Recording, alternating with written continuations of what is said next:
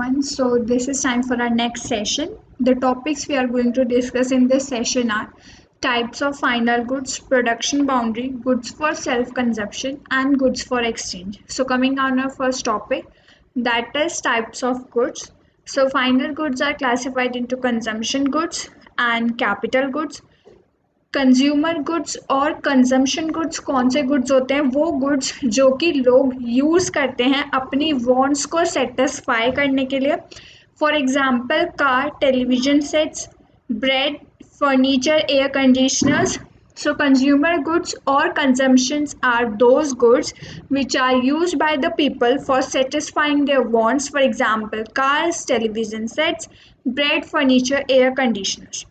Now, consumer goods can be classified into four categories. These four categories are: first is durable consumer goods. Durable consumer goods कौन से goods होते हैं? वो goods जो कि हम बहुत सालों तक यूज़ करते हैं और जिन गुड्स की वैल्यू बहुत ज़्यादा हाई होती है. For example cars, refrigerators, washing machines. Next category is semi durable goods. Semi durable goods हमारे वो गुड्स होते हैं जिनकी लाइफ एक्सपेक्टेंसी 1 साल या 1 साल से ज़्यादा होती है बट जिनकी वैल्यू ज़्यादा हाई नहीं होती. For example clothes, crockery and electric bulbs. Next is non durable goods. Non durable goods हमारे वो गुड्स होते हैं जो एक बार यूज़ करने के बाद अपनी आइडेंटिटी खो देते हैं. Goods which are use only for once are known as non durable goods. They lose their identity in a single act of consumption. Goods को हम सिंगल यूज कंज्यूमर गुड्स भी बोलते हैं. For example milk and milk products, vegetables. Next category is services. Services हमारी non material goods होती है जो कि ह्यूमन नीड्स को डायरेक्टली सेटिस्फाई करती हैं. इन्हें हम देख भी नहीं सकते और ना ही टच कर सकते हैं. For example education, health care and transport. Next type of goods are capital goods. Capital goods हमारे वो गुड्स होते हैं जो कि प्रोड्यूसर यूज़ करता है गुड्स और सर्विसेज प्रोड्यूस करने के लिए. ये गुड्स मार्केट में रीसेल पर्पस के लिए नहीं होते. कैपिटल गुड्स हमारे सिर्फ फिक्स एसेट गुड्स को इंक्लूड करते हैं और ऐसे गुड्स जिनकी हाई वैल्यू होती है. ये गुड्स जनरली 1 साल से ज़्यादा लाइफ एक्सपेक्टेंसी पीरियड रखते हैं. So capital goods are the goods which are used to produce other goods and services. These goods are not meant for resale in the market.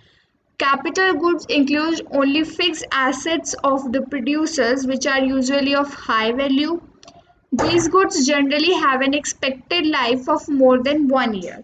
For example, factory buildings, machines, office furniture. Now here is an important note in which I am going to tell you about the producer goods. Producer goods हमारे वो goods होते हैं जो कि producer use करता है other goods को produce करने के लिए. इस टाइप ऑफ गुड्स में 2 टाइप ऑफ गुड्स इंक्लूड किए जाते हैं. Goods used as a raw material by the producer. ऐसे गुड्स जो कि एक प्रोड्यूसर रॉ मटेरियल के तौर पर यूज़ कर रहा है, like cotton to make yarn. इन गुड्स को हम सिंगल यूज प्रोड्यूसर गुड्स भी बोलते हैं.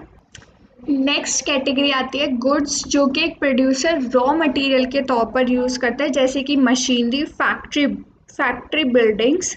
द गुड्स जो कि प्रोड्यूसर यूज़ करता है एज अ रॉ मटेरियल, जैसे कि मशीनरी, फैक्ट्री बिल्डिंग्स, इन्हें हम कैपिटल गुड्स भी बोलते हैं. और ड्यूरेबल यूज प्रोड्यूसर गुड.